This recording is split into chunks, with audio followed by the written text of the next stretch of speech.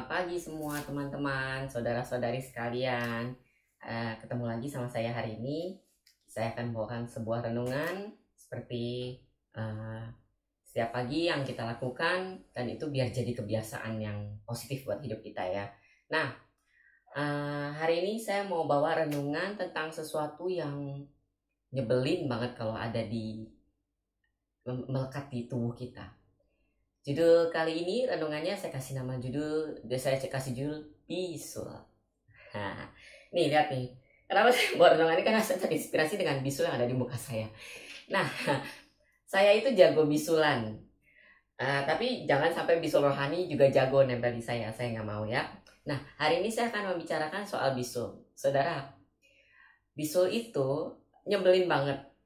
Kalau dia tumbuh, terus dia tuh bikin sakit. Ya, itu bikin sakit ya. Ini saya baru ngalamin, jadi saya tahu rasanya ya. Dia mulai cenut-cenut. Kalau dia makin mateng itu makin sakit, saudara. Sakitnya apalagi mau dipecahin tuh ya, waktu dia udah mateng ya. Saya kan biasa suka copotin matanya gitu kan, ujung matanya yang ada nanahnya itu. Aduh, sakitnya setengah mati, saudara, sampai nangis-nangis. Sampai kita keluar air mata ya. Itu untung nih segede ini. Ada bisul-bisul yang suka tumbuh di tempat-tempat yang ngeledek ya, istilahnya saya boleh bilang. Aduh, itu tuh sampai kita harus ke dokter, saudara, untuk mecahin itu bisul doang.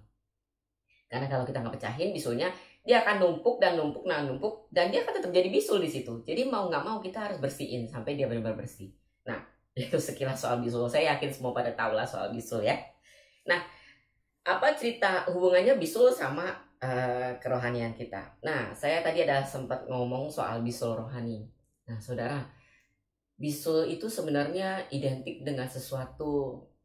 Dia bisa tumbuh gini gara-gara ada debu atau ada bakteri yang melekat di dalam debu yang masuk ke dalam kita punya lubang pori-pori. Jadi pori-pori itu yang tempat yang ada tumbuh rambut atau apa gitu ya. Nah, itu tuh debu yang membawa bakteri itu, bakterinya apa gitu saya namanya lupa, Streptococcus apalah gitu ya. Nah, dia itu masuk ke dalam kita punya pori-pori dan itu meradang, menyebabkan bakteri itu berkembang di sana, dan itu tuh akhirnya jadi bisul gitu kan. Nah, waktu saya baca-baca soal bisul ini, bisul itu bisa disebabkan sama bakteri, bisa disebabkan karena orang itu punya daya tahan tubuh lagi lemah, bisa jadi juga karena kita dekat-dekat sama orang yang bisulan. Nah, di dalam bisul itu kan ada kumannya kan. Nah, kuman itu nempel tuh sama kita, itu juga bisa bikin bisulan ternyata. Nah, dari situ saya mau nyambungin nih sama rohani kita ya. Jadi saya asumsikan si bakteri itu adalah sebuah hal yang buruk yang ada di dalam kehidupan rohani kita. Entah itu pengaruh buruk apapun ya, saudara ya. Iri hati, dengki, amarah, sakit hati, akar kepahitan, segala macam deh yang buruk-buruk deh. Nah, itu saya anggap sebagai bakterinya. Dan lubang pori-pori di kulit kita itu di mana aja ada. Kulit kita tuh semua hampir berpori-pori semuanya, saudara. Ya, jadi dimanapun dia bisa jadi bisulnya. Nah, itu saya asumsikan celah di dalam kehidupan kita. Dimanapun di dalam kehidupan kita itu bisa ada celah, kalau kita nggak jaga baik-baik. Benar, saudara? Nah, itulah. Nah, ketika si pengaruh buruk itu masuk ke dalam tubuh kita, ke dalam tubuh rohani kita, pengaruh buruk yang tadi saya bilang bisa jadi karena kita dekat-dekat sama orang yang membawa virus bisul itu. Artinya orang yang membawa virus kebiasaan buruk atau hal-hal buruk yang sering terjadi dalam hidup kita. Bisa jadi juga karena kita lagi imunnya lagi rendah, artinya kita lagi nggak dekat tuh sama Tuhan, lagi jauh lah hubungannya sama Tuhan ya. Nah, yang satu lagi tadi bisa juga dia karena kita buka celah, karena luka gitu ya, karena ada luka.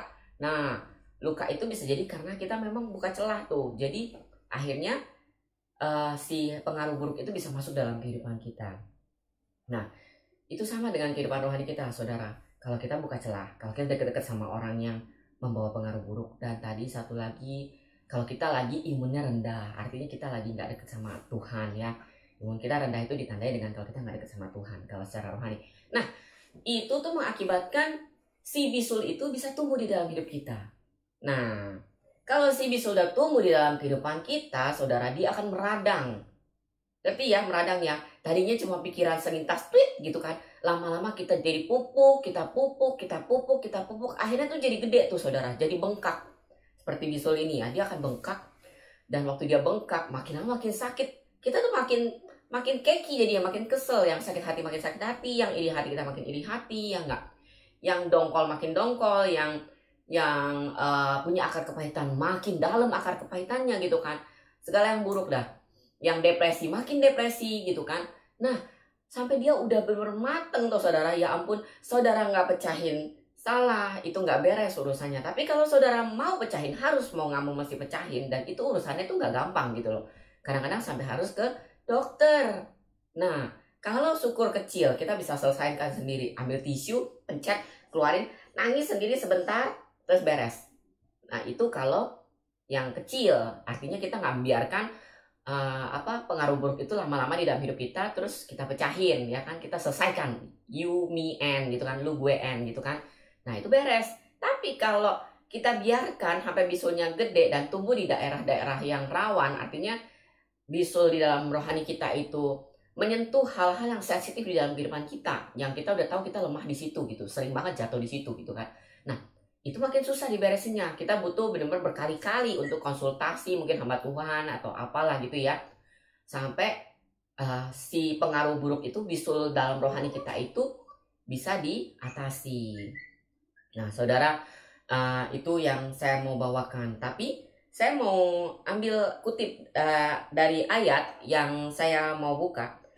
Jadi ternyata tuh bisul itu saudara, kalau menurut saya itu di dalam kehidupan kita itu paling sering masuk dari diri kita sendiri. Kita sendiri yang memancing supaya bisul itu ada dalam hidup kita. Artinya kita yang nempel-nempel sendiri tuh sama orang-orang yang komunitasnya jelek gitu kan. Kayak gitu tuh. Terus ada juga karena kita sendiri lagi kan yang cari gara-gara kita menjauh dari Tuhan gitu kan. Itu juga salah kita sendiri kan. Nah, atau kita lagi terluka nantilah. Nanti terluka yang bahan kedua. Nah, jadi saya mau ajak saudara membaca dari Amsal 23 ayat 17. Ayat berapa? Mana tuh? Amsal 23 ayat, tunggu ya, yang jagalah hatimu dengan segala kewaspadaan itu loh. Sebentar ya, saya cari dulu.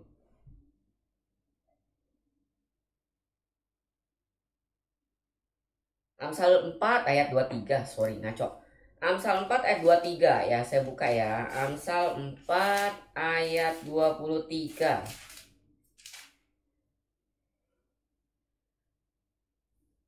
Amsal 4 ayat 23. Jagalah hatimu dengan segala kewaspadaan, karena dari situlah terpancar kehidupan. Nah, itu pengaruh pertama. Jagalah hatimu dengan segala kewaspadaan, karena dari situlah terpancar kehidupan. Itu tuh yang pertama. Kita nggak jaga hati, saudara. Kita nggak jaga hati. Itu tuh salah kita sendiri loh. Kita nggak jaga hati, kita buka celah, kita bergaul dengan orang-orang yang buruk, kita membiarkan diri kita menjauh dari Tuhan. Nah, itu membuat kita itu gampang kena pengaruh buruk yang menyebabkan kita bisul. Itu yang pertama. Kita buka celah, kita sendiri yang cari gara-gara. Dan itu kayaknya kalau saya boleh bilang tuh mungkin 80%-nya. Kebanyakan kita tuh bikin celah duluan. Nah, yang satu lagi penyebab bisul kita ada di 1 Petrus 5 ayat 8. Saya baca dari sini aja ya, dari handphone aja ya. Sadarlah dan berjaga-jagalah, lawanmu si iblis berjalan keliling, sama seperti singa yang mengaum-ngaum dan mencari orang yang dapat ditelannya. Nah ini dari si iblis, tapi yang iblis itu kebanyakan cuma 20%. Soalnya kita lebih sering cari gara-gara sendiri saudara, dengan kita nggak menjaga hati. Nah kalau yang sadarlah dan berjaga-jagalah, lawanmu si iblis berjalan keliling, itu seperti yang tadi saya umpamakan luka. Kadang-kadang luka itu tidak kita sebabkan dengan sengaja. Maksudnya kita kesenggol orang atau ada satu kasus yang memang bikin kita jadi terluka gitu kan istilahnya. Nah itu adalah si iblis begitu lihat ada celah, coba gue kerjain orang ini gini. Nah akhirnya terus kita jadi terluka disebabkan oleh orang lain gitu kan. Nah itu adalah kerjaannya si iblis. Tapi seringkali kita kan nyala-nyalain iblis mulu ya. Padahal sebenarnya kita buka celah sendiri loh buat diri kita ditumbuhi bisul rohani itu. Jadi saya nggak panjangin renungan kita hari ini. Saya cuma mau bilang saudara-saudara, bisul secara jasmani urusannya nggak repot saudara. Serepot-repotnya ke dokter ya abis berapa duit lah gitu ya. Iya, istilah duit kita bisa cari istilahnya gitu ya. Tapi kalau bisul rohani saudara, kalau kita nggak beresin, dibawa lo sampai mati saudara. Ya, jangan sampai seperti itu. Jadi di hari-hari seperti ini, hari-hari dengan banyak kegalauan, galau tingkat tinggi ya dalam kehidupan kita, jangan kita nambah galau dengan tidak menjaga hati kita. Jangan sampai kita membuat diri kita itu penuh dengan bisul-bisul rohani yang mengganggu perkembangan hidup kita. Jadi tetap stay, jaga hati kita dengan segala kewaspadaan. Jaga. Jadi hati kita itu adalah sumber dari segalanya. Jangan sampai kita tuh membiarkan hidup kita itu berantakan gara-gara kita nggak mau menjaga hidup kita. Justru semakin kita susah, semakin hati kita itu dijaga, ekstra dijaga.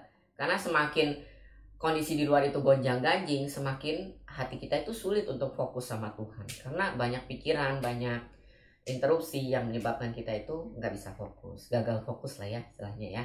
Ya udah, sampai di sini aja renungan kita akan berdoa. Bapa di surga, terima kasih Tuhan. Kami bersyukur Tuhan kalau kami bisa ada sampai hari ini. Kami tahu Tuhan bahwa di kehidupan kami yang belakangan ini yang begitu gonjang-ganjing Tuhan, begitu banyak faktor-faktor yang menyebabkan kami itu bisa tumbuh bisul-bisul rohani Tuhan. Sebab itu Tuhan ajar kami untuk tetap bergantung sama Engkau, untuk tetap dekat sama Tuhan. Jangan sampai kami bikin celah sehingga virus-virus, bakteri-bakteri bisul-bisul itu bisa masuk dalam kerohanian kami dan menjadi radang di dalam hidup kami Tuhan, hati kami Tuhan. Bapa, kami menyerahkan Tuhan hati kami ke dalam tangan-Mu dan ajarkan kami juga untuk berjaga-jaga Tuhan dalam kehidupan, terhadap hidup kami sendiri Bapa, terhadap faktor luar dan terhadap faktor dalam hati kami sendiri. Terima kasih Tuhan, kami serahkan sisa hari ini, pagi ini Tuhan ke dalam tangan-Mu. Segala kami bagi nama-Mu, hal Yesus, amin. Shalom, Tuhan Yesus memberkati.